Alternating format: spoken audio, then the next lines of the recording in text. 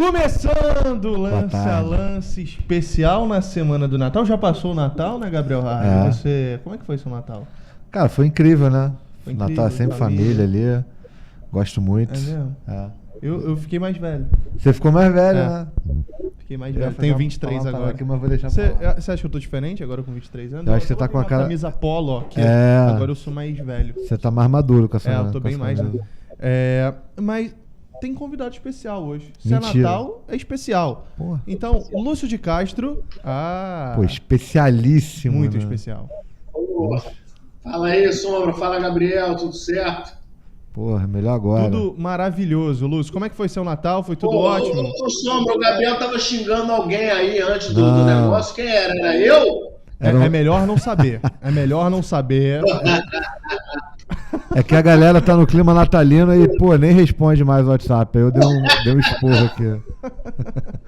Mas vem cá, gente. O cara quebrou o clima natalino todo, meu irmão. Não, largou o Natal. Quebrou o espírito natalino. Não, esquece. Que coisa feia. Cuidado que isso faz, hein? Sorte que não tinha entrado ainda. Mas vem cá. Olha só.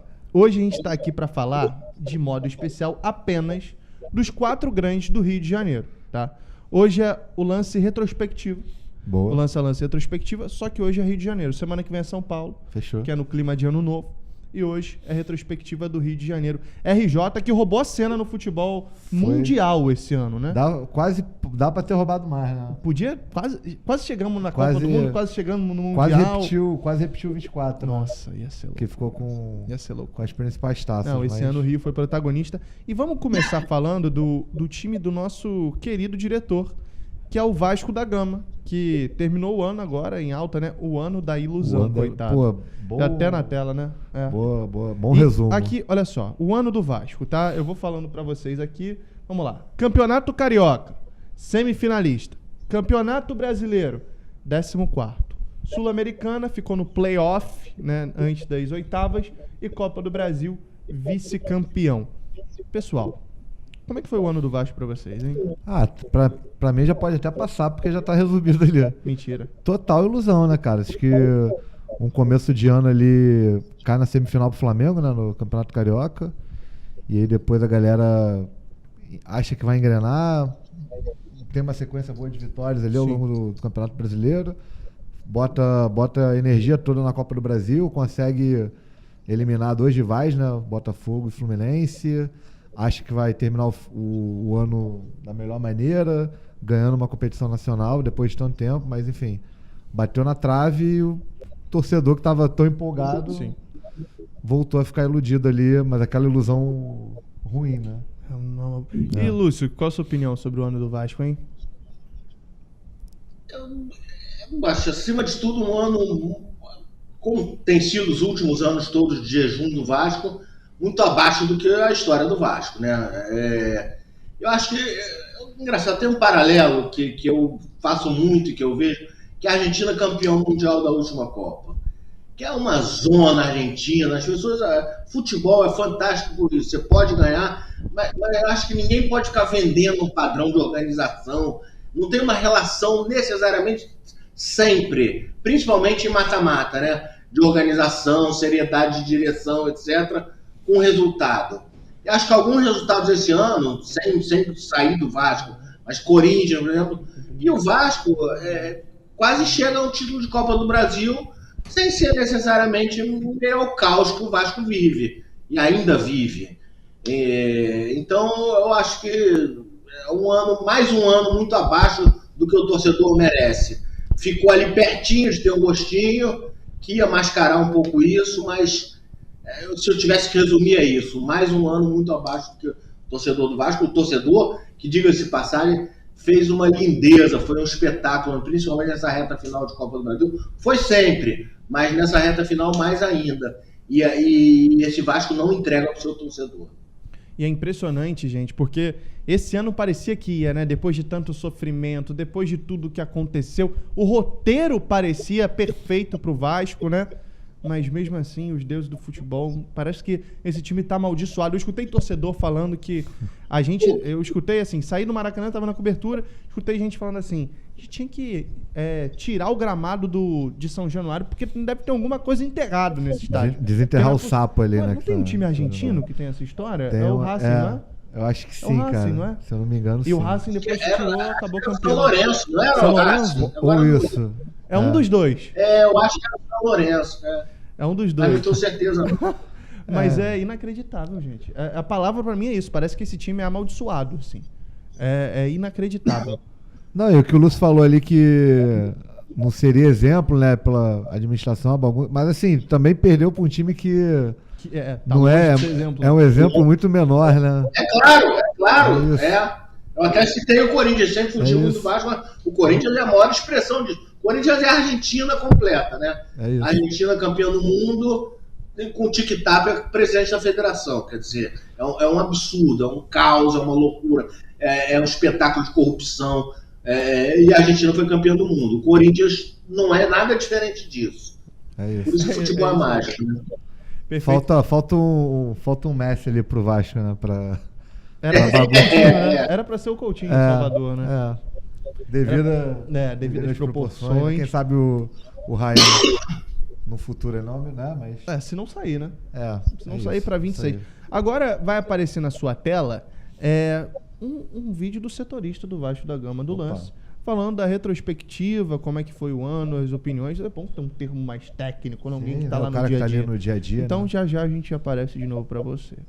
Olá, amigos ligados no estúdio. Olá, Harbi, Sombra, Lúcio de Castro. O Vasco teve um ano muito desequilibrado, né? Começou o ano com o Fábio Carille, um técnico que não conseguiu convencer a torcida vascaína que poderia fazer um bom trabalho, fez um Carioca também abaixo, em nenhum momento conseguiu convencer que daria certo. Então, já em maio, o Vasco opta por tirar o Carille e botar o Diniz no lugar dele. A gente sabe que o trabalho do Fernando Diniz depende de tempo, depende de muito trabalho, tempo para trabalhar, né? E então o Vasco demora também um pouco para engrenar. Tanto é que nesse meio tempo o Vasco é eliminado da Sul-Americana, que é uma competição que o clube botava muita esperança de poder avançar e até mesmo brigar pelo título. Acabou passando na segunda posição e acabou perdendo para o Independente Del Valle na fase de playoffs, que é aquela fase que a gente sabe que encara o terceiro colocado da Sul-Americana, né? E o Vasco só foi conseguir jogar bem mesmo com o Fernando Diniz após a chegada de reforços, uma janela muito assertiva do Admar Lopes e da gestão do Vasco, né? O Vasco conseguiu 2 bons zagueiros, Robert Renan e Carlos Cuesta, que foram jogadores que basicamente de imediato conseguiram render para a equipe. E agora, mais para o final da temporada, Andrés Gomes e Thiago Mendes também fizeram ótimas partidas, principalmente nessa reta final de Copa do Brasil, semifinal e final. E esse é o desempenho do Vasco. O Vasco é um time muito irregular nessa temporada. A equipe chegou a ter uma sequência de 12 partidas, perdendo apenas um jogo entre agosto e outubro. Perdeu apenas para o Palmeiras por 3-0 no Allianz Parque e venceu, não perdeu, no caso, durante todas as outras 11 partidas. Então é um desempenho muito irregular, porque na sequência, na reta final, nos últimos 8 jogos, o Vasco venceu apenas um, perdeu os outros 7, o que deixou o clube muito distante de uma vaga na Libertadores do próximo ano. O ano do Vasco poderia ter acabado muito bem se tivesse ganhado a Copa do Brasil. Acho que o gosto da boca do torcedor seria completamente outro. Mas com a derrota para o Corinthians, acaba sendo um ano que fica com gosto amargo. E aí, próximo pro ano que vem, o Vasco vai ter novamente que se reinventar no mercado. A gente sabe que os recursos financeiros do Vasco não são os melhores, fica atrás dos 3 rivais do Rio. E mesmo assim, o time agora vai enfrentar uma recuperação judicial, então austeridade total nesse momento. Então vai ter que se reinventar, vai ter que tentar ser muito assertivo, como foi na janela do meio de ano, para ter um ano melhor. Mas se a gente puder olhar também um recorte um pouco maior, o Vasco chegou na semifinal da Copa do Brasil ano passado, o Vasco esse ano chegou na final, então por esse lado o torcedor pode ficar um pouquinho mais otimista que existe um trabalho maior a longo prazo sendo feito. Também a questão da recuperação judicial é importante para o clube equacionar suas dívidas, ter tudo cronogramado, como é que vai pagar, quando vai pagar, apesar de ter que segurar um pouco as contas, né, de não poder gastar muito dinheiro na janela, está tudo equacionado. Então é isso, esse foi o ano do Vasco 2025 e um ano de 2026 que parece ser não mais calmo, mas está mais equacionado, mais programado na gestão Pedrinho. Um abraço para vocês do estúdio. Agora, tem mais telas aqui atrás, tá? O diretor vai adicionar que tem mais coisas. A gente tem que falar de números, temos números e os números do Você Vasco. tem dificuldade de ver a tela ali olhando pra TV? Eu tenho dificuldade. Não, beleza. Eu precisava de... Eu tenho certeza que eu precisava de um pouquinho de óculos. E eu gosto de usar óculos porque eu fico bonito. Você fica bonito com ou sem óculos? Depende tá. do meu estado Tá bom. de foco. 20 contos no camelô, Sombra. Pô, Aí. para de ser muquirana. Pode Pô. ser. Isso é um bom óculos. Um bom O óculos. Sombra tem uma família de escorpiões aqui no bolso dele. Eita! Não é Opa! Eita! Vamos ler os números do Vasco aqui. Eu vou virar pra ler, tá? Vamos lá. 71 jogos. Eu gosto dessa dinâmica de ter a tela aqui. Dá vontade de dar umas porradinha aqui. Tá. 71 jogos. Isso é inacreditável. Bizarro. 23 vitórias, 20 empates, 28 derrotas. 94 gols marcados e 94 gols sofridos. Gente, isso é número de time rebaixado, assim. O time tem mais derrotas do que vitórias no ano. Tem 94 gols sofridos. O Vasco perdeu um turno, né? Perdeu um turno. No Brasileirão. Não dá pra normalizar. E a gente também tem que levar em conta que esses números aí incluem o Campeonato Carioca, né? Inclui campeonato. Que é uma competitividade abaixo ali. Então, assim, é muita derrota, é muito gol sofrido, quase 100 gols sofridos no ano. Então, não tem como, né? Acho que mostra muito por que o ano foi aquilo. Um caos. Uma tela explica a outra. Esses números, Sombra e Gabriel, assim, eu acho que falam muito. Né? Falam muito mesmo. A gente acaba, por exemplo, agora a gente está vendo esses números aí e foram excelentes. Foi excelente a gente ter esses números. Porque não pode um time grande ter mais derrota no ano do que vitória. Essa é aquela questão realmente não pode, ponto. É inadmissível. E acho que isso passa um pouco, né? Ainda mais você chegando na final de uma Copa do Brasil, isso fica muito mascarado. Certamente muitos torcedores do Vasco não têm essa percepção agora no fim do ano, que o time no ano teve mais derrota do que vitória. Então você está jogando o Vasco imenso para um lugar de um time menor. É inadmissível e ponto. Eu não sei quantas vezes, e aí a gente teria que fazer... Quantas vezes aconteceu isso num time grande, entre os quatro, por exemplo, acabar um ano com mais derrota do que vitória? Não, é muito bizarro. E não foi rebaixado, né? O ano foi tão ilusório que você, em certo momento, achou que ia pra Libertadores. Mas você terminou na beira da zona, sem ganhar nada, e ainda a torcida aplaudindo depois da derrota da Copa do Brasil. Assim, é um choque de realidade total e muito triste pelo tamanho da história do Vasco. E temos uma última tela também aqui de Vasco da Gama para aparecer para vocês aqui. Os artilheiros. A gente tem que falar de coisa boa, Verratti né? foi artilheiro do Brasil, né? Foi o artilheiro. Temos mais duas telas, o diretor informou. Foi artilheiro do Brasil, né? O artilheiro do Brasil com 27 gols. Verratti, Ryan, 20 gols. E Nuno e Coutinho com 11 gols na temporada.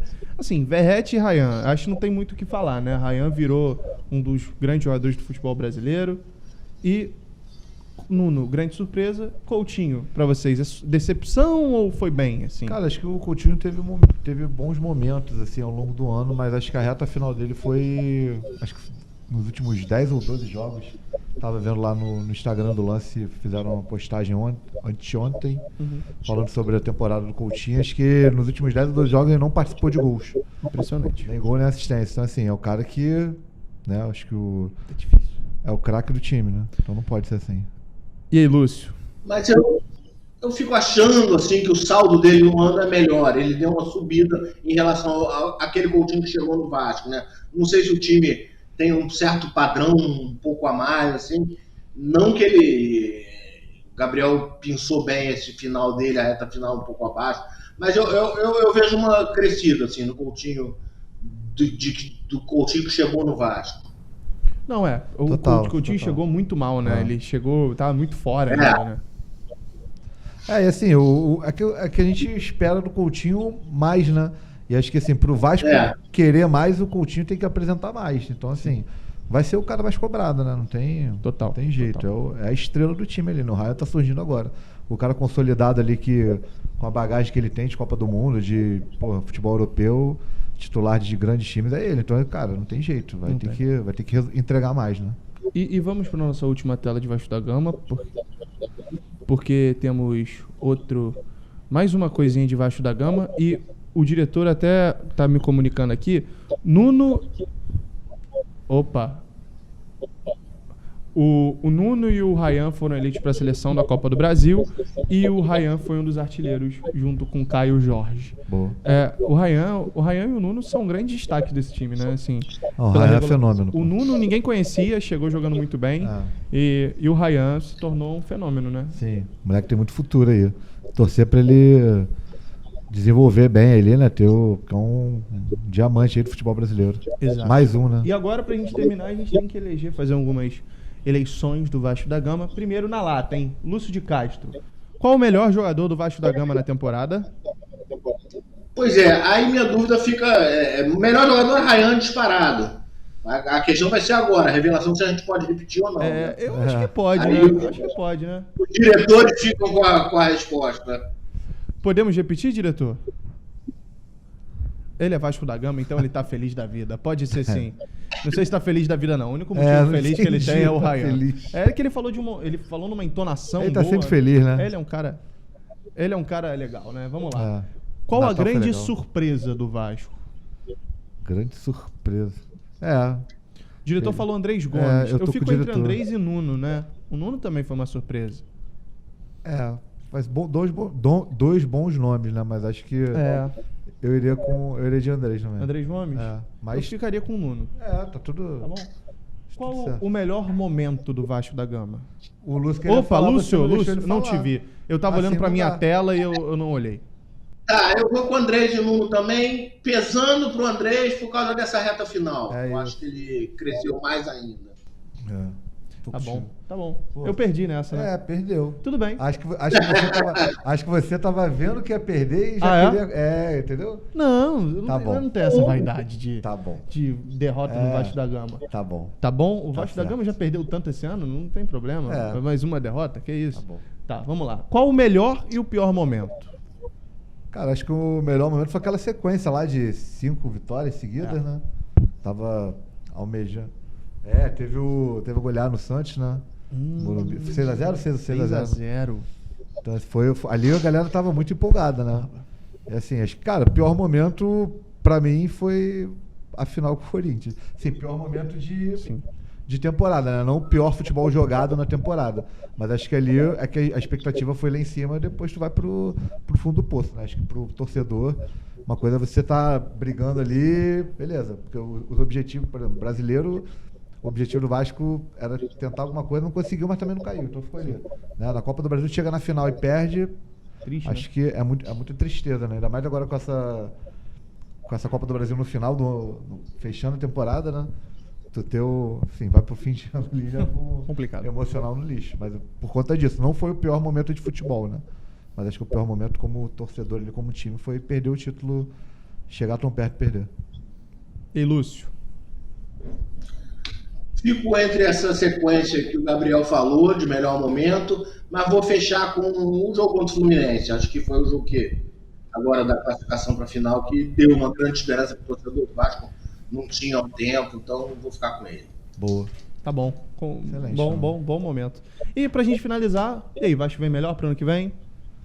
Que tem que falar isso é o Pedrinho e companhia ali, né? O que você acha? Olhando. Cara, eu acho que sim, né? Acho que a expectativa é ter um ano difícil você melhor. falar que um time vem pior pro ano que vem.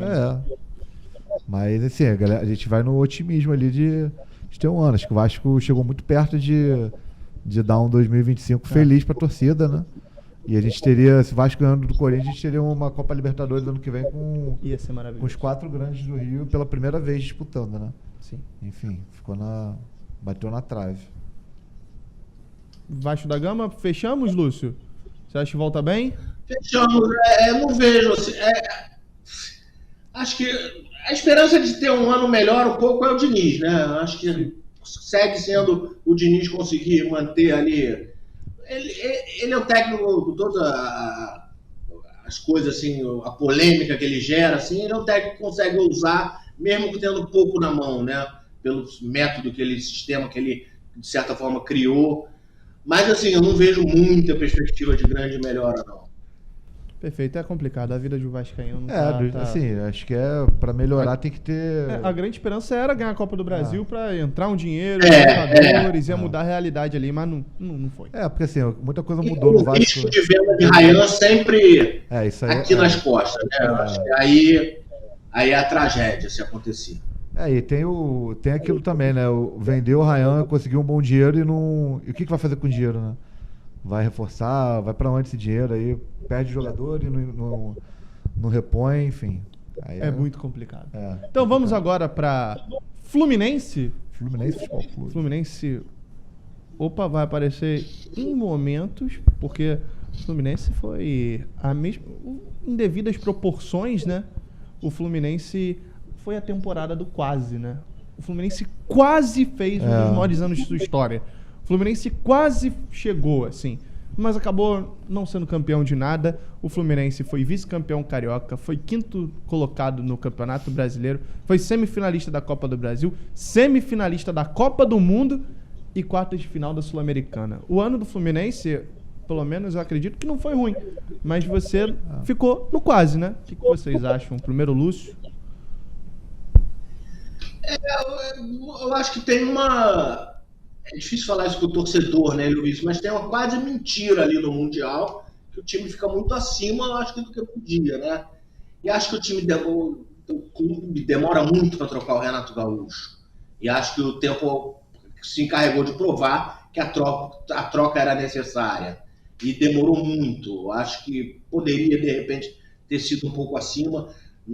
Talvez a gente não precise nem entrar nesse debate se demorou ou não, se valeria ficar. Eu, particularmente, acho que demorou e isso prejudica um pouco o ano.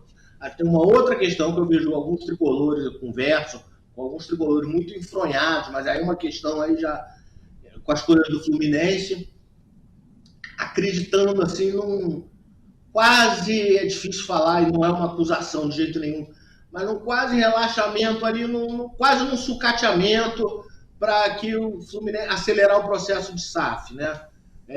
Não acho improvável não que esteja acontecendo. É justo. E você, Gabriel Hard? Cara, acho que foi muitas trocas de treinador também no Fluminense, né?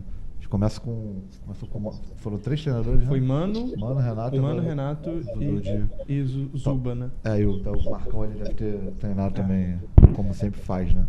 Assim, acho que teve um sonho muito próximo ali, né, do Super Mundial, que o Lúcio falou bem, mas também foi aquele negócio de time encaixar a competição, sorriu, o Fluminense aproveitou as chances que teve na competição, mas aí na hora que pegou o Chelsea ali não sucumbiu, né, não conseguiu passar, mas assim, e acho que também o pós-mundial do Fluminense foi muito ruim, né, teve aquela sequência ali de as 4 derrotas seguidas, parece que o pessoal ainda estava nos Estados Unidos, então acabou impactando até no desempenho final no Campeonato Brasileiro, né? Poderia até ter, sonhado chegando mais acima ali na tabela. Mas assim, cara, acho que pro ano que era, pra confusão política, né? Ainda mais ano de eleição no Fluminense, acho que no final das contas foi um ano grande, ok, assim, um ano correto. Acho que no Carioca perdeu pro Flamengo a final, depois chegou na final de novo, foi derrotado. A Copa do Brasil acho que também era uma expectativa, né? A torcida sentiu muito o baque da eliminação, enfim, acho que foi um ano que poderia ter sido melhor, mas longe de ter sido um ano abaixo de nota 6, digamos assim, sabe? Eu acho que a única competição que foi uma decepção em tese pro Flu foi a Sul-Americana, né? Que acabou sendo eliminado pro Lanús. Deveria ser campeão também. É isso. A semifinal da Copa do Brasil é um clássico, né? E clássico é muito difícil você definir algo, mas o Fluminense esteve no topo muitas vezes. O Fluminense foi muito falado, mediaticamente foi um ano grandioso pro clube. E agora você vai ficar com Pedro Brandão, o setorista de Fluminense, fazendo a retrospectiva da visão de quem tá lá de dentro do clube, né? Já a gente aparece para você de novo. Um abraço aos amigos da bancada. Olha, a retrospectiva do Fluminense não é simples de fazer. Em 2025 foram 79 jogos para o Tricolor. O exaustivo calendário do Campeonato Brasileiro só prejudicou, usar o termo prejudicou, mais o Bahia, que chegou lá nos 80. O Fluminense fica na segunda colocação ali desse ranking de quem mais jogou. Então, nessa retrospectiva a gente vai tratar de Campeonato Carioca, de Sul-Americana, de Copa do Brasil, Brasileirão e da novidade, o Mundial de Clubes. Foi onde o Fluminense foi mais longe, onde teve seu maior destaque no ano. O Tricolor chegou na semifinal, fez história, vencendo o Inter de Milão, vencendo o Al Hilal, empatando com o Borussia Dortmund, né, fazendo um grande jogo contra o gigante Borussia Dortmund, e acabou atraindo os olhares do mundo inteiro, né? A grande história desse Mundial de Clubes foi o Fluminense, e o Fluminense deu um tom diferente para esse ano por causa do Mundial de Clubes. A gente teve alguns jogadores que se destacaram muito pontualmente naquele lugar, como o Ignácio, o René criou uma nova relação com a torcida a partir daquele campeonato. A gente teve ali também uma espécie de despedida, né, especial do Arias em 2025, né? Parece que foi um campeonato à parte ali para o torcedor tricolor se despedir do John Arias, que se tornou aí um dos grandes ídolos dessa torcida. Mas se a gente for excluir o Mundial de Clubes, o ano do Fluminense ele não é dos melhores, mas também não foge tanto do padrão do que tem sido os últimos anos, que são os anos de guinada do Fluminense. Desde 2019, a partir da gestão Mário Bittencourt, que se despediu do Fluminense nesse ano, né, com 2 mandatos, o Tricolor ele vem numa ascensão, ele se consolidou ali como um dos melhores perseguidores, né, do Flamengo e do Palmeiras, que tem investimentos muito maiores do que o resto do futebol brasileiro. O Fluminense conseguiu se perpetuar, né, digamos assim, como um dos grandes perseguidores desses 2 times, ao lado de Atlético Mineiro, Botafogo, Cruzeiro, que vão variando ali ano a ano, e o Fluminense consegue ser um dos mais constantes nesse, né, batendo finais, batendo lá em cima do Brasileirão, e mais uma vez se classificou de forma direta para a Libertadores. Mas vamos lá, o Tricolor chegou na final do Campeonato Carioca, ainda lá no princípio, né, o Fluminense passou por Mano Menezes e Renato Gaúcho e finalizou o ano com o Zubeldia. No Mundial, como a gente mencionou, o Fluminense ainda estava com o Renato Gaúcho, o Zubeldia só fez o trabalho no Brasileirão e as semifinais com o Vasco na Copa do Brasil, quando o Fluminense foi eliminado. Então vamos lá, final de Carioca, depois o Fluminense inicia o trabalho ali no Brasileirão, já na Copa do Brasil também e na Sul-Americana, e o Fluminense ele andava com muita tranquilidade na Sul-Americana e no torneio mata-mata nacional. No Brasileirão as coisas não corriam tão bem no início, o Tricolor mantinha ali sempre a 9ª, 8ª posição, o que não é um desejo assim dessa diretoria, né? Essa diretoria do Fluminense, essa gestão do Fluminense tem um objetivo ano a ano de se classificar de forma direta para a Libertadores. No fim do ano, com a chegada de Zubeldia, esse foi o principal objetivo do Tricolor para a temporada. O argentino ele chegou com essa missão de classificar o Tricolor de forma direta e isso foi conquistado, né? O Zubeldia, no recorte dele no Fluminense no Brasileirão, isso também deixa um sinal positivo grande, né, para o final de temporada, para o caminhar para 2026. O Zubeldia ele foi o treinador desde que ele chegou, né, na rodada 25 com o confronto contra o Botafogo, uma vitória no Maracanã.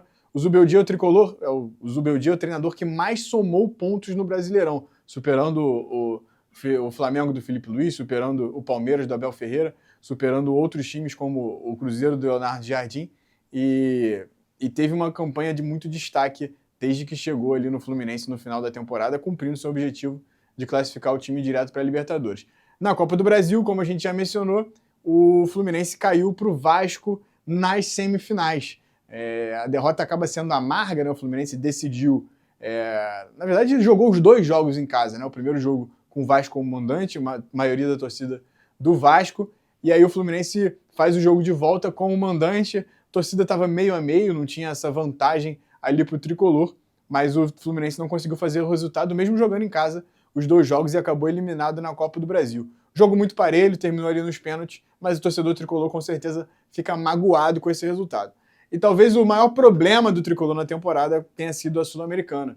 Era possivelmente a maior esperança de título para o torcedor, e aí o torcedor tricolor amargou ali uma eliminação contra o Lanús, que veio a ser campeão em cima do Atlético Mineiro nos pênaltis, no Maracanã também. E esse dia também marcou o momento em que Renato Gaúcho deixou, né, abandonou, digamos assim, o cargo de técnico do Fluminense. Essa foi a temporada do Fluminense 2025. Agradeço os amigos aí pelo espaço. Um abraço. Voltando, então, Brandão, sempre bom. Esse gosta de falar. Amo muito. Resenha, né? Ele é show de resenha. Tá bom. Olha só, o Fluminense, o que mais me pega é a quantidade de jogos. O Fluminense jogou 79 jogos na temporada, 40 vitórias. Olha a diferença pro Vasco, né? Falou exatamente. 19 empates e 20 derrotas. 114 gols marcados, 67 gols sofridos. Mesmo com esse turbilhão de loucuras, montanha-russa, entradas, saídas, o Fluminense, de certa forma, teve uma regularidade nos números. Os números mostram que foi uma boa temporada, não? Só tu ver ali o saldo de gols no ano ali, né? Deu quase 50, não. Do Vasco estava zerado. Então mostra que os resultados do Fluminense no ano, né, mostram, esses números explicam bem, porque avançou, chegou sempre longe, né, nas competições que disputou. E é isso, cara. Acho que teve também esse final de ano aí, pegou muita gente surpresa com teve a saída do Thiago Silva também, né? Sim. Foi pro Porto, então foi um baque ali na galera, eliminado pelo Vasco na Copa do Brasil, logo depois a saída do Thiago Silva. Mas enfim. É um ano de reestruturação próximo, né? Vamos ver como vai ser, né? Podemos ir para a próxima tela ou o Lúcio quer falar do ano dos números do Flu?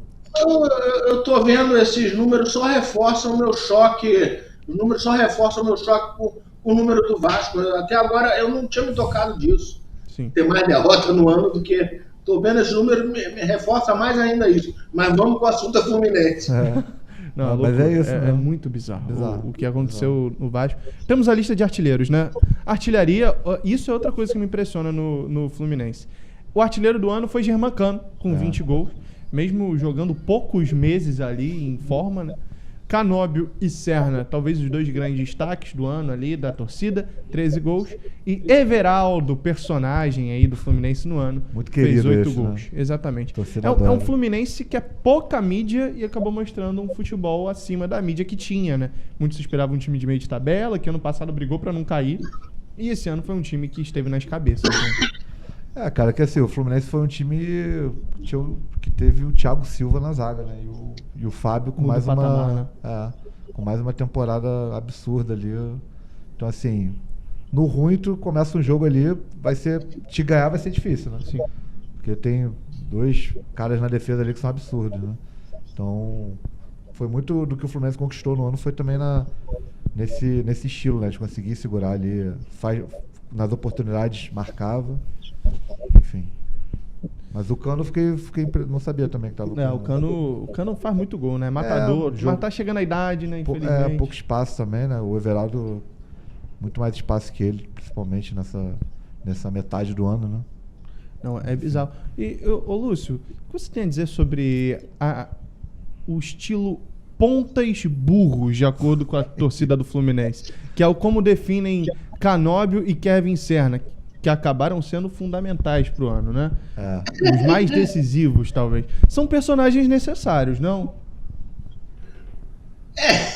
Coitado, é muita maldade a ponta burra. O Canal subiu muito de produção, né? A torcida implicava com ele no começo, na chegada, assim, com alguma razão, e ele sobe de produção.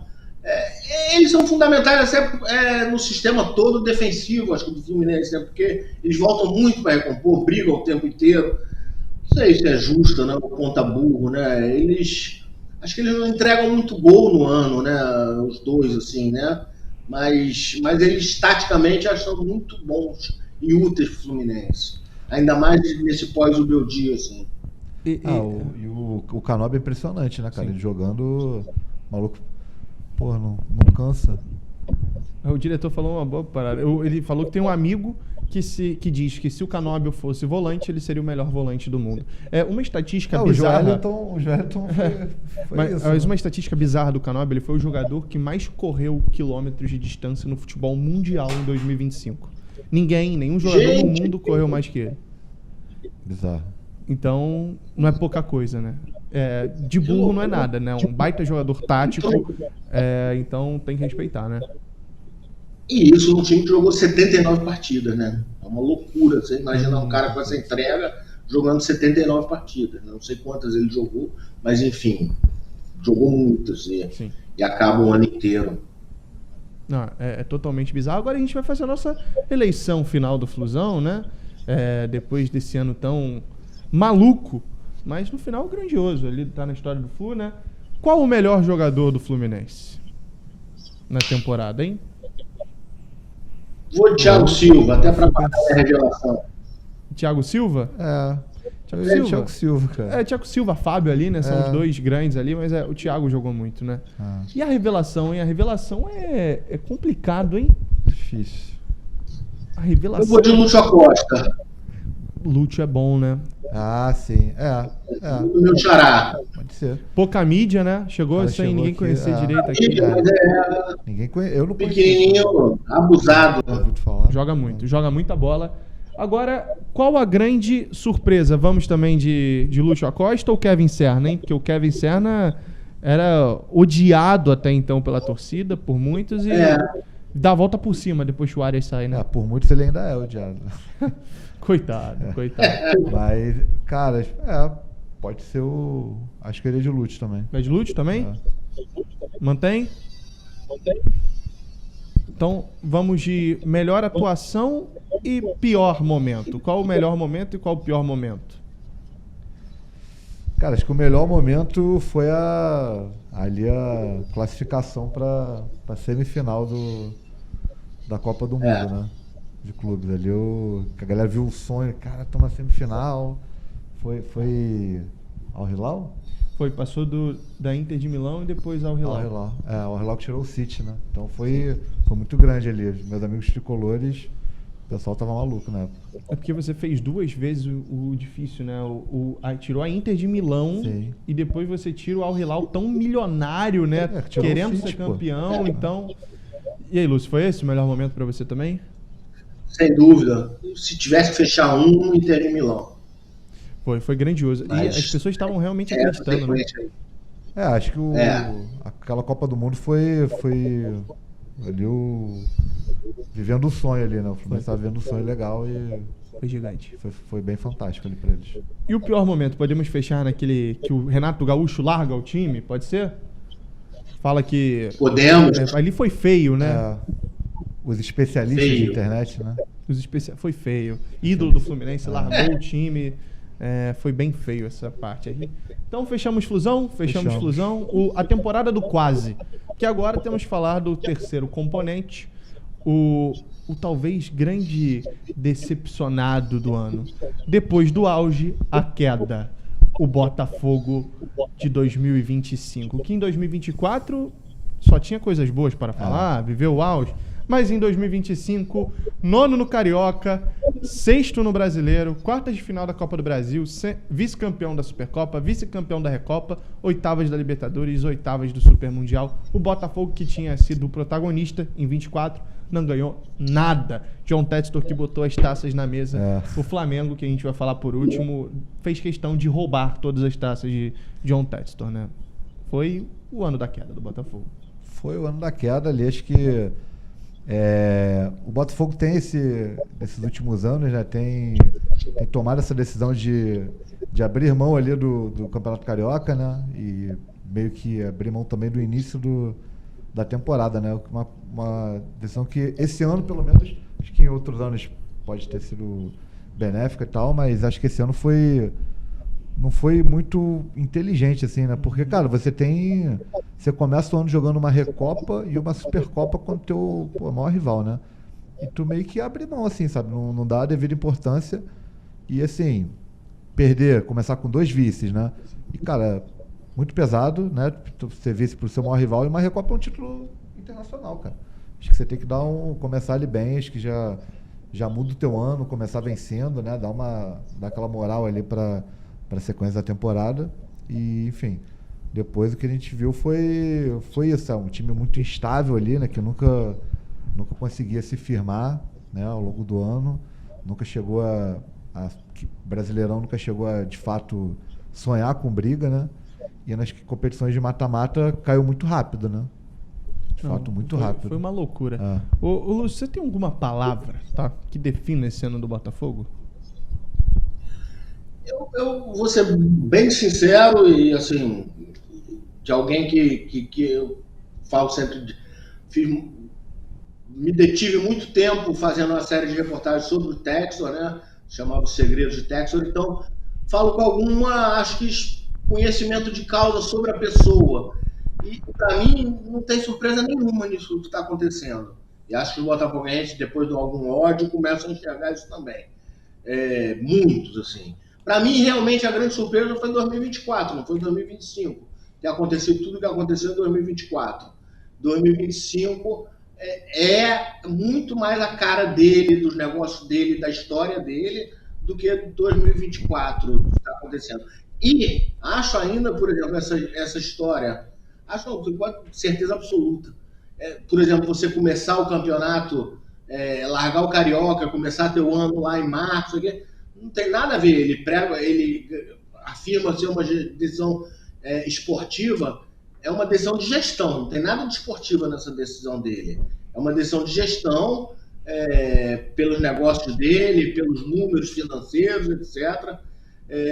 E por total descaso também pela instituição e muito mais apego aos negócios dele. Então, assim, não vejo nenhuma surpresa nesse ano ruim do Botafogo, vejo surpresa no ano passado. E sabe qual é o bizarro, Lúcio? Eu acho é muito difícil você entrar nesse tema, muito porque a torcida não gosta, né?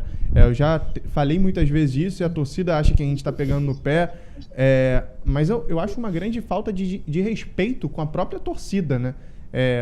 Claro. Esse jeito de gestão, de você, a cada ano, você não saber quem vai estar no seu time, você não criar uma identificação, você tratar o seu time apenas como um negócio. Botafogo é uma instituição gigantesca, né? E que ser tratado dessa forma, por mais que pode em algum ano ocasional trazer resultado, não é algo gratificante, né? Não é algo que esse time merece, né?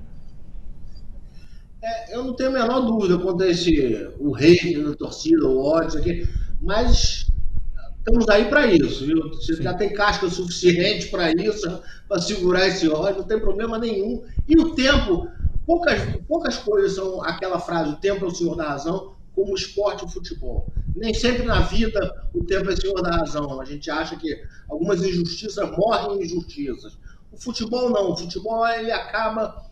E isso não é uma torcida, cara, isso é jornalismo. É você olhar a história do cara, é você olhar como foi sempre a vida dele, e aí é o que a gente está vendo, assim. E realmente eu acho muito descaso, assim, algumas coisas assim, e as pessoas ali, algumas ainda acreditando naquilo, sabe, falam as coisas mais absurdas, as pessoas acreditam naquelas promessas, assim, esse descaso por começar a temporada lá para março, abril, e um monte de outras coisas, assim, enfim.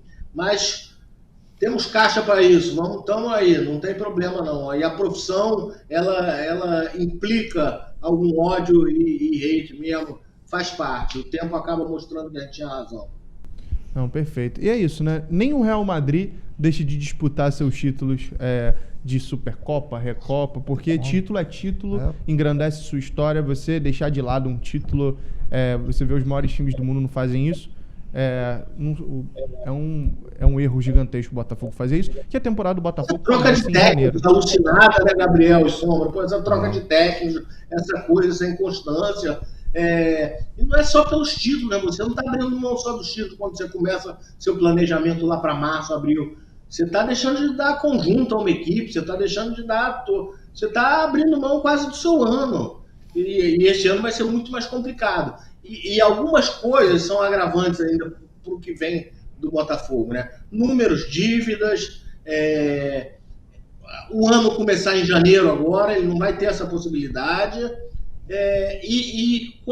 Se for efetiva a implementação do fair play financeiro no futebol do Brasil, aí a gente vai ver uma outra grande questão para esse Botafogo. Vamos aguardar. Tem muita coisa ainda para acontecer e ainda temos outras telas sobre esse Botafogo que vai mostrar ainda mais o quão bizarro é esse ano, né? A gente tem, não igual o Vasco, né? Obviamente que igual o Vasco é complicado, mas é um time que jogou 70 jogos, 31 vitórias, 15 empates e 25 derrotas. Você tem quase o mesmo número de derrotas que de vitórias. Você tem 91 gols marcados e 70 gols sofridos, uma média muito alta de gols sofridos também. Um time que esteve tão em alta no passado. Eu só peço, antes da gente falar disso, já mostra a próxima tela, que é dos artilheiros, que eu acho que complementa muito bem isso. E eu acho que é uma das telas mais bizarras. Mostra como o Botafogo é irregular. O Igor Jesus foi o artilheiro do ano com 9 gols. O Arthur foi o vice-artilheiro com 8 gols. E o Alex Telles foi o terceiro jogador com mais gols, tem 7 gols. Como é que explica isso, gente? O Alex Telles é o cara das bolas paradas, né? E aí, beleza e tal, mas o Igor Jesus saiu no meio do ano, gente. Saiu no meio do ano, exato. E ninguém ter 10 gols não tem 2 dígitos ali, um cara com 2 Exato. dígitos. Mostra a bagunça que foi esse time, né? Os números falam por si só, né, o Lúcio? E você falou exatamente, números quase iguais aos do Vasco. A história do Botafogo não aceita e não admite isso. Não, é inacreditável. Você vê a situação que um time que foi tão grande, principalmente em resultado em 24, se sujeitar a isso. Assim, como está na legenda aqui, né? Depois do auge, a queda. É inacreditável. E ainda mais iniciando o ano com aquela cena, né? Do Textor botando as taças na mesa, estamos no topo, quero ver alguém pegar. Então, né? Vamos com o setorista do Botafogo agora, tá? Depois a gente finaliza o fogão aqui e já parte pro Flamengo pra gente encerrar. Beleza? Então, na sua tela. Fala, galera aí no estúdio, galera do Lance a Lance, JP Sombra, Gabriel Harvey, o mestre Lúcio de Castro. Sempre um prazer estar aqui falando com vocês e vamos falar um pouquinho do ano do Botafogo. O Botafogo que começou 2025 com expectativas muito altas. Após o mágico 2024, campeão da Libertadores, campeão do Campeonato Brasileiro no ano passado, o Botafogo veio para 2025 sim querendo mais, porém as expectativas não foram atingidas. Logo no início do ano, o torcedor alvinegro já teve uma má notícia com a saída do técnico Arthur Jorge, o comandante dessas 2 conquistas no ano passado, e também de jogadores muito importantes como Thiago Almada, Luiz Henrique, pilares do time campeão no ano passado, e que abalou um pouco a estrutura do Botafogo, e, vamos dizer assim, não agradou nada ao torcedor. Por outro lado, John Textor adotou cautela. Ele resolveu falar que em abril estaria tudo resolvido e na procura por um novo comandante acabou demorando um pouquinho, com muitas negativas. Nesse meio tempo, o interino Carlos Leiria comandou o time no Campeonato Carioca, comandou o time na Supercopa, na Recopa Sul-Americana, e perdeu todos os títulos, não conseguiu se sagrar campeão dos 3 títulos no início da temporada, no primeiro semestre, e só depois chegou o técnico Renato Paiva, agora sim, um técnico em definitivo para o Botafogo, depois de muitas tratativas e negativas por parte da direção da SAF com outros técnicos. Renato Paiva, então, assume com a missão de comandar o Botafogo no Campeonato Brasileiro, nas outras competições, sobretudo no Mundial de Clubes. E a gente pode dizer que mesmo depois de um início conturbado, com muita pressão, inclusive pressão da torcida, Renato Paiva foi ao Mundial de Clubes e teve lá o seu melhor momento. Ganhou do PSG por 1-0, campeão da Champions League, se classificou no grupo da morte da Copa do Mundo de Clubes, com o Atlético de Madrid e o dono da casa também, Seattle Sounders, e nas oitavas de final acabou esbarrando no adversário já conhecido, o Palmeiras. E, mais que a eliminação, a atuação, a postura do Botafogo durante essa partida incomodou muito John Textor, que optou por desligar Renato Paiva de maneira até repentina do comando do Botafogo, que mais uma vez se via sem um treinador principal. A aposta do Botafogo, então, foi trazer o italiano Davide Ancelotti, ex-auxiliar e filho de Carlo Ancelotti, técnico da seleção brasileira. Davide também começou não muito bem, com atuações inconstantes, e também rendeu a eliminação na Copa do Brasil diante do Vasco, nas quartas de final, e eliminação precoce na Libertadores, nas oitavas de final, diante da LDU, na altitude de Quito. A pressão sobre Davide da torcida também aumentava, porém, o treinador continuou no cargo, comandou uma campanha no Brasileirão que terminou com uma ótima sequência, inclusive, uma sequência invicta, que classificou o Botafogo às fases prévias da Libertadores, né? Não foi a fase de grupos, mas se classificou a Libertadores, porém, ao final da temporada, Davide Ancelotti também foi desligado no cargo, tanto por quexões extra-campo, ou questões de vestiário, podemos colocar assim, com membros da comissão técnica, mas a verdade é que W. Ancelotti não segue no cargo e o Botafogo, nessa semana, anunciou a chegada de Martin Anselmi, próximo técnico do Glorioso, que assumirá o time na próxima temporada. Para o Botafogo ficou um gosto amargo dentro de campo, com certeza, com um ano sem títulos, após o mágico 2024, como já falamos, porém fora de campo a questão ficou ainda mais esquisita. Uma guerra de bastidores entre a Eagle Holding e o comandante da SAF, John Textor, um processo judicial que também acabou atingindo o social do clube. O social do clube também entrou nessa disputa contra a SAF, contra John Textor, cobrando a postura de John Textor, manobras que John Textor fez e vem fazendo no comando do clube, tanto com e contra o Lyon, e também com outros empresários, como o grego, dono do Nottingham Forest, que no meio do ano rolou ali um troca-troca. Jogadores também importantes saíram, como o Igor Jesus, o Cuiabano, que acabou voltando depois por empréstimo, o Jair, o John e alguns jogadores que eram muito importantes para o Botafogo e acabaram também deixando um clube no meio dessas negociações do John Textor com o exterior e nesse imbróglio de SAF, social e Eagle Holding. Esse imbróglio que continua, ainda não está completamente resolvido, mas principalmente entre SAF e social, as conversas para um melhor convívio, né, para uma resolução, vem acontecendo ainda constantemente. Então, esse foi o resumo do ano do Botafogo, que teve decepções dentro de campo e teve bastante confusão fora dele, né?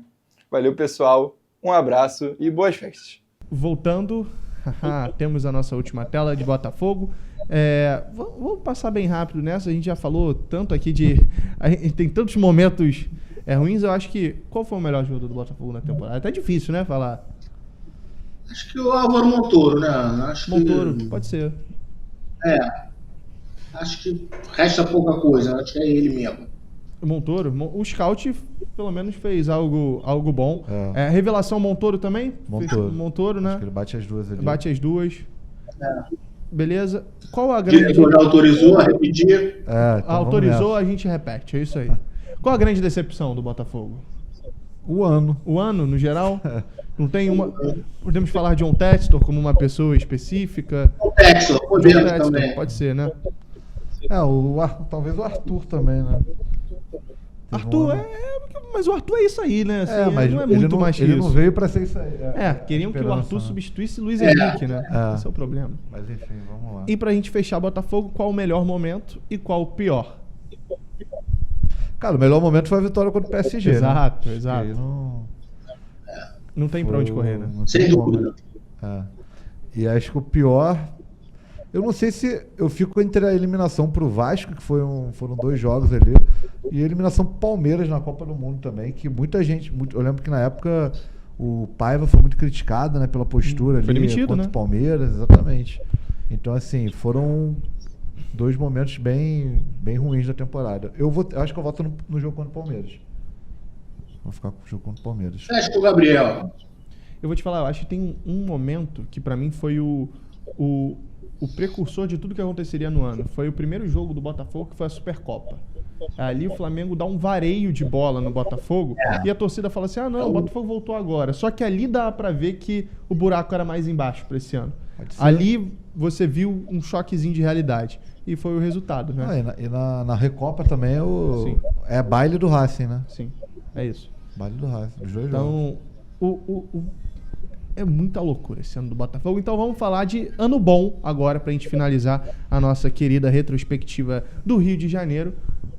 O ano da consagração máxima, Flamengo. Eu acho que essa definição é melhor, né? A consagração máxima. Se em 2019 veio a caída de ficha, né? Que você estava em um outro nível, eu acho que em 2026 é o ano de você ter a noção do nível que o Flamengo chegou, né? Vamos recapitular os 6 títulos do Flamengo no ano. Campeão carioca, campeão da Supercopa, campeão brasileiro, campeão da Copa... Não, oitavas de final da Copa do Brasil, campeão da Libertadores, campeão do Derby das Américas, campeão da Challenge Cup, vice-campeão do mundo e na Copa do Mundo, oitavas de final, perdeu pro Bayern de Munique. E o diretor tá ironizando aqui a Challenge Cup, o Derby das Américas, mas é título internacional. Tem muito time que queria porque queria um título internacional. E o Flamengo foi lá e foi campeão. Esse Derby das Américas aí é uma competição que existia, né? Antigamente era a Copa Interamericana, né? Foi disputada por muitos anos, enfim. Acho que é uma forma que a FIFA criou para valorizar ainda mais ali, né? Mas acho que poderia ser uma coisa mais... Acho que a galera é o segundo ano, né? Sim. Então, assim, ainda tá ali se acostumando, né? O início, né? Aos poucos vai criando um climinha, uma rivalidade. Mas, Lúcio, assim como eu te perguntei do Botafogo, tem alguma palavra que defina o ano do... Saúde. Perdão, tá, pessoal. Não, saúde. Espirro não dá muito pra evitar. Dá paz. Esse nariz aqui é complicado. Aí, que amigo Sombra, hein, Gabriel? Em vez dele deixar passar batido, não, ele foi lá e marcou, né? Por isso que eu mando aqueles áudios, Lúcio. Tá vendo, né? Explicado. Deu pra ver pra quem era o áudio, né? Pra quem era o áudio. Eu vou ter que escutar no pós. Mas, Lúcio, vamos lá, cara. eu quero saber uma palavra que define o ano do Flamengo. Assim como você quis definir o do Botafogo, uma palavra que define esse ano do Flamengo. Espetacular, excelência, como você quiser. O ano foi sensacional, né? Cara, se tu olha o Flamengo ali, de tudo que não ganhou, tem uma eliminação pro Bayern de Munique, né? Um vice-campeonato pro PSG e uma eliminação nos pênaltis na Copa do Brasil pro Galo, que, enfim, acho que foi uma eliminação, mas ele foi uma competição, um momento até que o Flamengo optou por não ir com força máxima, né?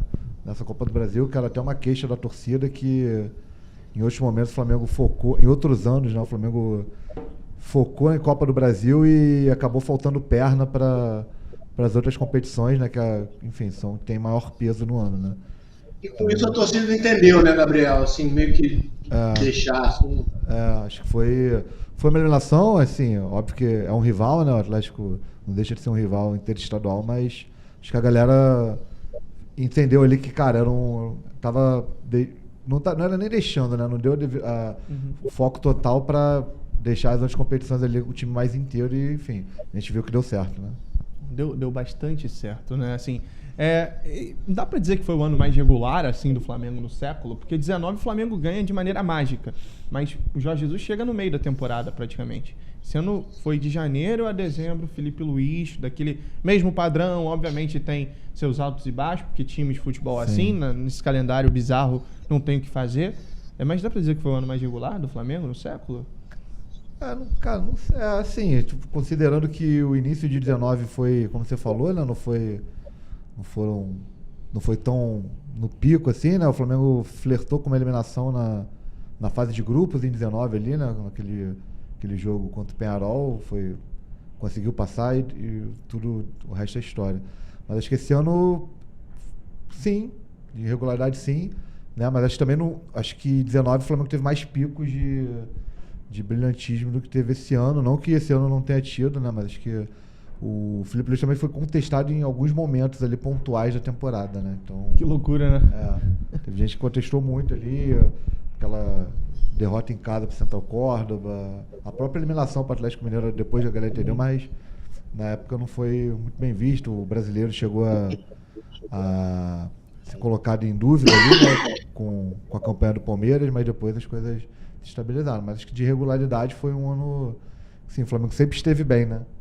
De janeiro a dezembro sempre esteve bem e disputando e ganhando as coisas, né? Sempre muito competitivo. Lúcio? Eu concordo muito, acho que é o ano mais regular e acho que isso tem um nome, Felipe Luiz, que conseguiu dar essa regularidade para o time, e concordo também que 19 tem momentos mais espetaculares. Acho que não vai caber aqui, mas isso também acho que tem uma explicação. Acho que todo o cenário do futebol brasileiro é muito defasado e que muda um pouco nesse pós-Jorge Jesus. Isso possibilita também, além do time ser espetacular, a fragilidade dos adversários, o não entendimento do que estava acontecendo. Os adversários não conseguiam nem entender o que estava acontecendo, porque ele perde e pressiona monstruoso do Flamengo. Acho que agora os times entendem um pouco mais nesse pós-Jesus. Então, acho que foi isso mesmo. Esse ano de absoluta regularidade no topo, que é é muito difícil, né? Sim. Uma coisa é ser regular lá embaixo, a outra é regularidade ganhando lá em cima. E acho que foi isso mesmo, e atende pelo nome de Felipe Luiz. E agora na sua tela, os números do Flamengo que mostram essa regularidade e ainda mais comparando com os outros rivais, né? 78 jogos, um jogo a menos que o Fluminense, 49 vitórias, o segundo time que mais venceu no mundo nesse ano, só atrás do PSG, 18 empates e 11 derrotas, sendo que 2 dessas são com o time sub-20 no Campeonato Carioca. E uma pro Bayern. E uma pro Bayern de Munique. 143 gols marcados e 51 gols sofridos. Esse time, inclusive, fez mais gols que o Flamengo de 2019. 92 de saldo, é isso? 92 de Que saldo. loucura, hein, cara? E 6 títulos conquistados, sendo que foi o primeiro time da história do futebol brasileiro a conquistar 6 títulos em uma temporada. Loucura. Acho que o... É a tal da regularidade lá em cima, né?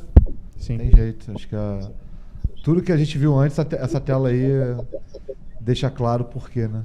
É muito absurdo. Muito absurdo. E assim, no Flamengo, é que depois o Flamengo começou a... O Flamengo tem um começo de Campeonato Brasileiro, por exemplo, também, que não tomava gol, né? Era muito difícil o Flamengo sofrer gols. Então ficou diversos, sei lá, 10, 15 jogos, levou menos de 10 gols ali, demorou muito pra chegar aos 2 dígitos de gols sofridos no Brasileiro, né? Muito Então, impressionante. Defesa... E é uma defesa assim que o goleiro, o Rossi ali, não tem... A gente fala isso, né? Tem um trabalho ali que o time não expõe tanto ali, né? O time o sistema todo é muito bem montado pra isso, né? Então, enfim, foi um ano incrível do Flamengo. Mágico, assim, né? Então agora, na sua tela, nosso setorista de Flamengo, para falar a perspectiva de quem tá lá dentro do clube, a retrospectiva dele, e já a gente volta para você, tá bom? A temporada do futebol brasileiro chegou ao fim e o torcedor do Flamengo tem motivos de sobra para comemorar. Campeão do início até o fim do ano, o time carioca fez história com o técnico Felipe Luiz na beira do campo e jogadores que mais uma vez cravaram seu nome na grande história do time do Flamengo. O Flamengo contou com a Arrascaeta em grande temporada, Bruno Henrique, Goleiro Rossi, que na Libertadores foi fundamental. E claro que a gente vai tentar traçar, né, como foi esse ano maravilhoso do Flamengo, que claro, o Flamengo projeta para as próximas temporadas seguir trilhando esse caminho das vitórias. O início do ano começou com a conquista, né, da Supercopa do Brasil lá em Belém contra o Botafogo, um clássico super agitado, com um jogo que contou com muita chuva, né, diretamente de Belém, e Bruno Henrique foi lá, né, liderou esse time até o título. Foi o Felipe Luiz tinha sido campeão da Copa do Brasil no ano anterior, e aí sim, primeiro título do Flamengo em 2025 foi a conquista da Supercopa. O Lance esteve presente e acompanhou de perto essa conquista com muita força da torcida do Flamengo em Belém, uma torcida apaixonada que está em qualquer canto do país. E aí o Flamengo foi campeão da Supercopa, logo depois conquistou mais um título do Campeonato Carioca, né, venceu a final e, claro, mais uma vez, Maracanã lotado, conseguiu conquistar mais um troféu. E aí sim começou a temporada com o cenário nacional. O Flamengo no Brasileirão, né, também com a Libertadores, e ainda teve o Mundial de Clubes no meio do ano. O Flamengo foi para o Mundial, claro, tentando chegar até uma final. O Flamengo tem um elenco muito qualificado, a gente sabe que no cenário mundial, né, tem times mais fortes, questão do futebol europeu. Então o Flamengo tentou vencer o Chelsea num jogo que ficou marcado para os torcedores rubro-negros, venceu de virada, né, por 3-1. O Flamengo conseguiu essa vitória muito importante e aí sim acabou nas oitavas de final sendo eliminado para o Bayern de Munique. Voltando para o futebol brasileiro, o Flamengo foi até o término da temporada brigando ali com o Palmeiras pelo título do Brasileirão. O Flamengo foi ao mercado, contratou jogadores muito importantes. Jorginho, que foi um dos destaques nessa temporada, chegou no meio do ano, né? Samuel Lino, Saul que conversou em exclusividade com a gente aqui no Lance. Então, o Flamengo foi ao mercado, formou uma equipe que já era forte, mas trouxe reforços super importantes para que o Flamengo conseguisse um elenco robusto, muito forte, para brigar por todos os títulos, e aí conseguiu. Foi campeão brasileiro, né?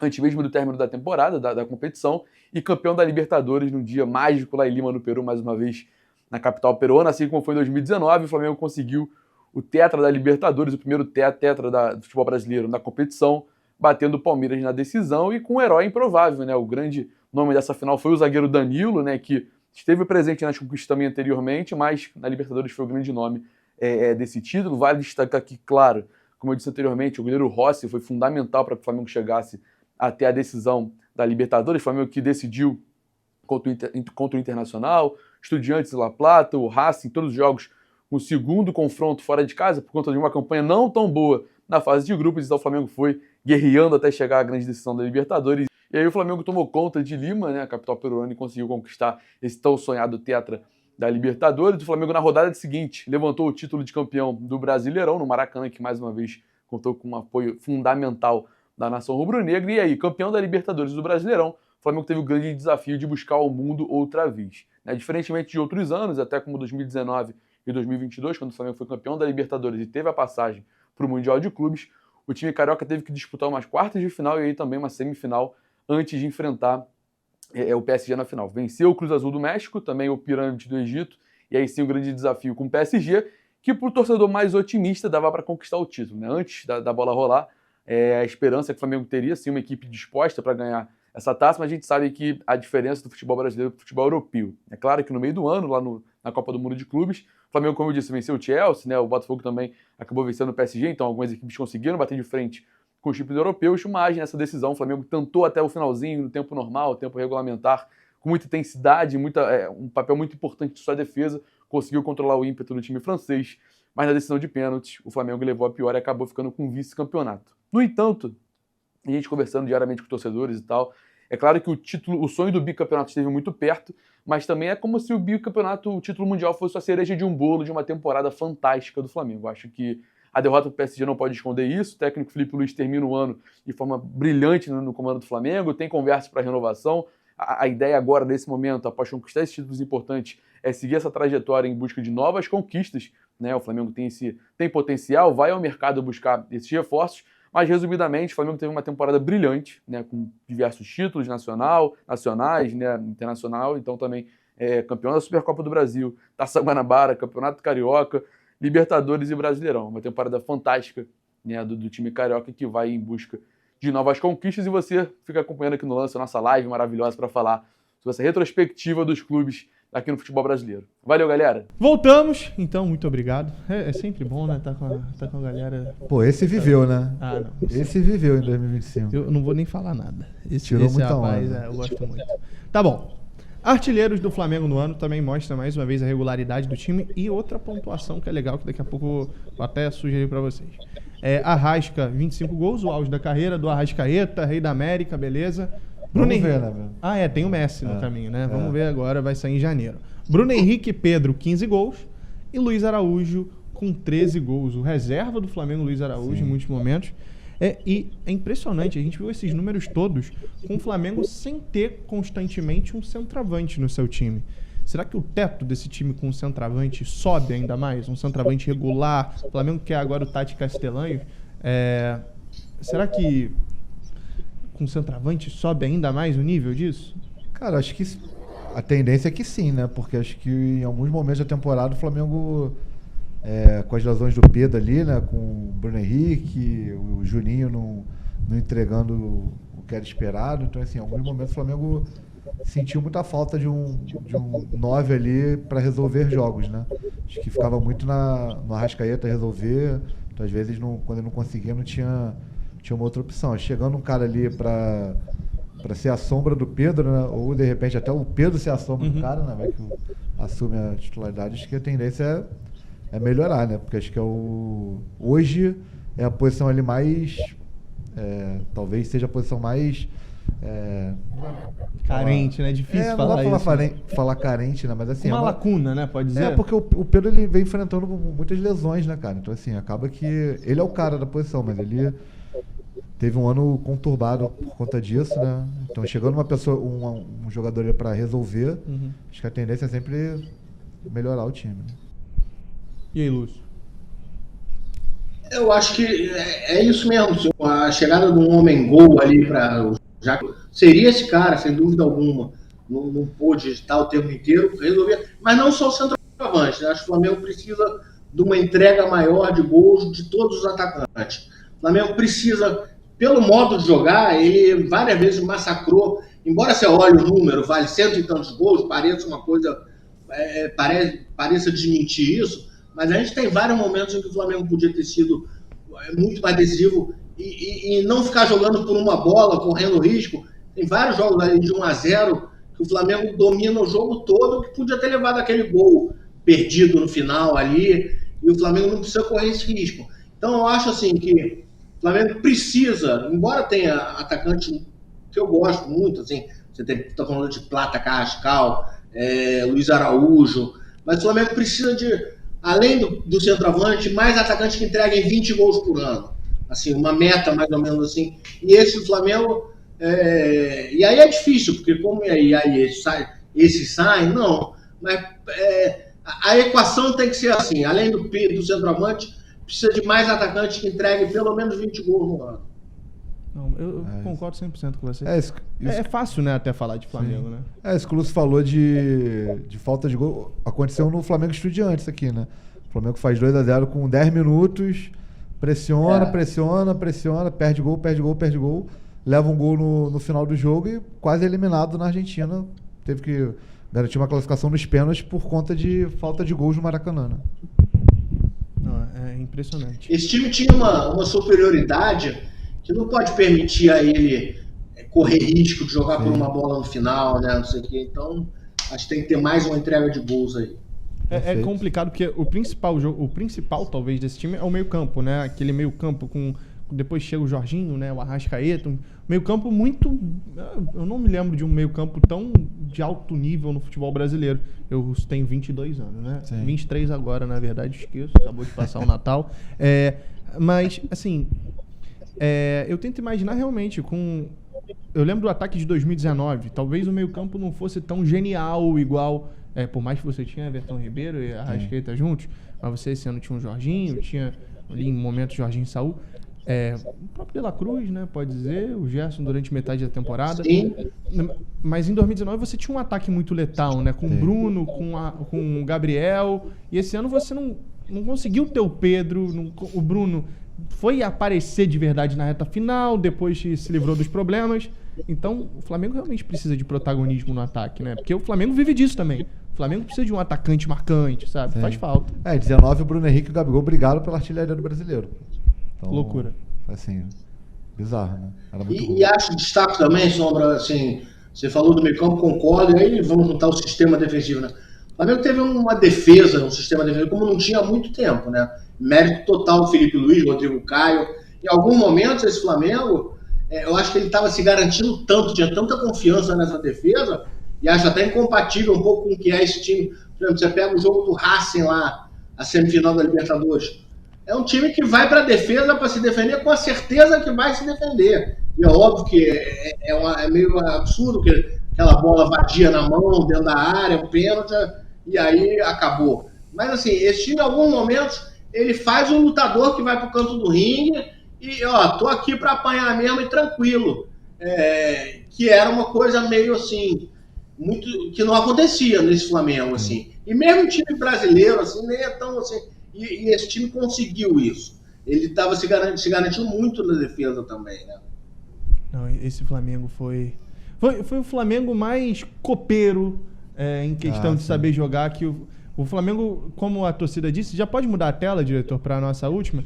Se o lema da temporada foi ninguém morre devendo ao Flamengo, esse ano o Flamengo espantou qualquer fantasma, né? Assim, do jeito de jogar em Libertadores, das eliminações, até quando erra o Flamengo ganhava esse ano. A famosa flamengada, né? Exato, Flamengar se tornou ganhar agora, né? O Flamengo eliminou qualquer fantasma, isso acho que foi o grande ponto dessa temporada, né? Se firmou seu gigantismo em resultados, né? Isso é o principal. Então vamos fechar aqui. Preciso perguntar qual é o melhor jogador, não, né? Acho que... Não. Melhor, é muito fácil. Revelação do Flamengo, hein? Difícil, hein?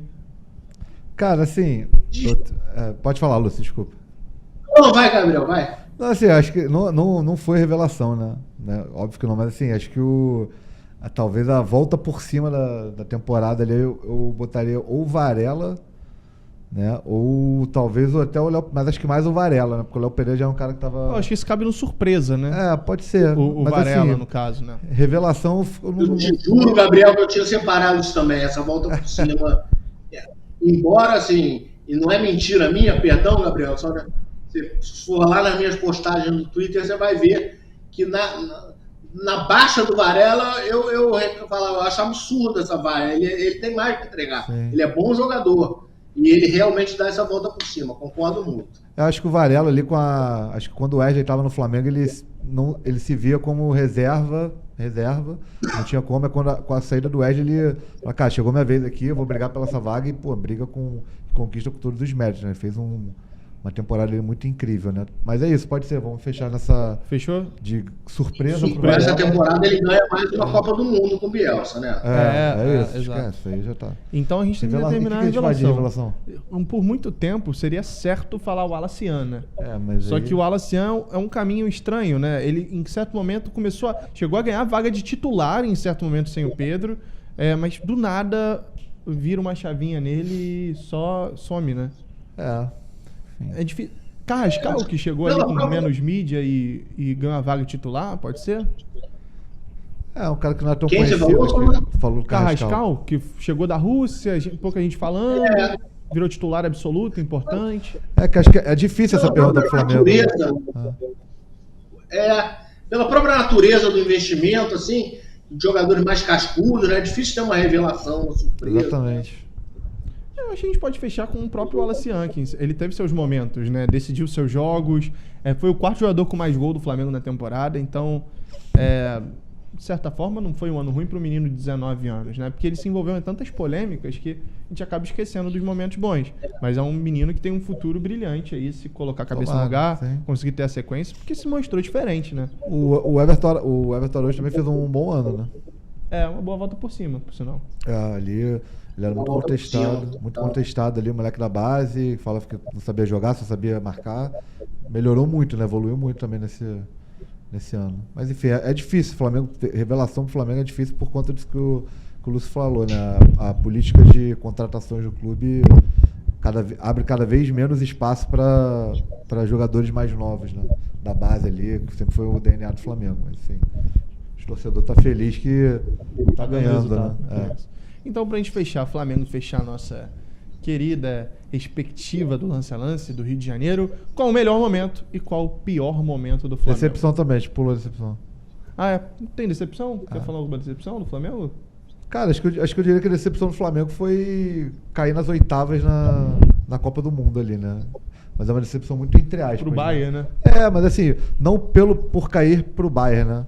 Mas pela eliminação nas oitavas de final do... Tipo, o Fluminense avançando, o Palmeiras avançando, acho que foi...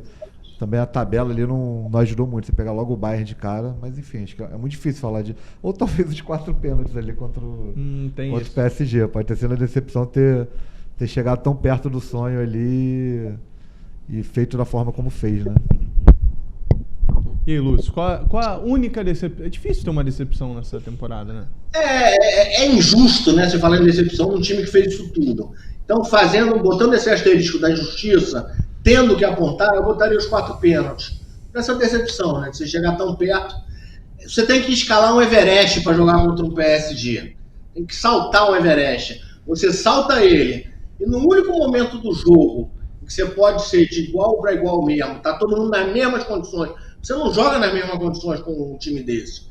Aí, no único momento da partida que o próprio jogo te permite estar ali em condição de igualdade, você desperdiça, dá uma certa decepção. É muito complicado, né? O Flamengo chegou, aquele troféu jogou de igual para igual, foi quebrado até, de igual para igual que foi, né? Chegou nos pênaltis e perdeu. Não, assim, tu vai pra uma disputa de pênaltis contra o PSG e o PSG perde 2 pênaltis, você tem que... A sorte está sorrindo para você, né? Você tem que aproveitar. Entendeu? Aí, enfim, não aproveitou. Exato. Agora, se antes o grande foco era conquistar a Libertadores, agora o foco é reconquistar o Mundial, né? Pelo menos ficou essa mudança de cabeça no dentro do Flamengo. Mas vamos finalizar então com o melhor e qual o pior momento do Flamengo. Cara, não sei, acho que o pior momento eu tô com dificuldade de... Eu vou te falar, eu diria que foi o choque de realidade do Bayern, assim. Pode O ser. primeiro tempo, principalmente. O início do jogo ali foi um choque de realidade louco, né? Do Bayern amassando e ninguém esperava que era o melhor time do Brasil e o Bayern chegou destruindo o Flamengo, né? Foi. Foi bem marcante ali, né? Em momentos do jogo você via claramente que os caras estavam segurando a onda ali, sabe? O Flamengo chegava um pouco mais, eles iam, vou pressionar de novo ali, enfim, foi muita superioridade ali. Mas assim, acho que foi o pior momento, mas o Flamengo voltou vencendo já no Campeonato Brasileiro, não abalou tanto ali a sequência da temporada e seguiu. Acho que, e de melhor momento, acho que não tem muito o que falar o gol do Danilo, né? É, eu também acho. O auge da temporada ali, O Danilo. o troco da torcida do Flamengo estava tão engasgado com aquilo tudo. Enfim, teve o Flamengo e Palmeiras também no Brasileiro, né? Que é marcante, a vitória ali. Enfim. Mas eu fico com isso, então fecho contigo no pior momento. E o melhor momento é o gol do Danilo, a final da Libertadores, né? Não teria como ser diferente. E aí, Lúcio, tá com a gente? Não, eu vou de pior momento, me ajudem aqui a refrescar o nome. A derrota na Libertadores na primeira fase, aquele time da Argentina, que é O Central Córdoba. É. Pois é, ali acho pra mim o pior momento, porque era meio inadmissível, né? Era meio o time. Talvez ali tenha tomado um choque ali, opa, você tem que entregar, senão não se ganha só no nome. E o momento foi horrível ali, sabe? Você. Acho que decepção da torcida, tudo. E crítico, assim, né? Ainda bem que foi superado, seria uma bobagem se jogar o Felipe Luiz ao mar por causa disso, mas eu fico com a impressão do pior momento, assim, de futebol, de tudo ali, e melhor momento não se discute, fecha com relatores. Acho que a fase de grupos do Flamengo na Libertadores foi conturbada demais, né? Então, enfim, mas também pro torcedor do Flamengo, 2019 também foi. Exato. O final foi o mesmo, né? Então, assim, acaba que quando é ruim, fica bom, né? Mas enfim, foi muito difícil ali, foi conturbado. Acho que o Felipe Luiz fez escolhas ali que deixaram a torcida um pouco irritada, né? Inclusive nesse jogo que o Lúcio falou, o Flamengo optou por poupar jogadores em Libertadores e a galera foi muito em cima, o resultado não foi bom. Vai ficar um brutal sinal de alerta para o ano que vem não repetir algumas coisas, né? Exatamente. Então, nesse clima de vitórias, que a gente encerra o nosso lance a lance, o último de 2025. Um Feliz Natal para vocês, um próspero ano novo para vocês todos. Muito obrigado, Lúcio, um prazer e uma honra sempre. Prazer. Gabriel Rabi, sempre uma honra. Deus, Gabriel, não vai ficar xingando os outros aí, pô. Não, é feedback, pô. Valeu, galera. Valeu. Deixa teu like, compartilha. Tamo junto, rapaziada. Valeu, galera.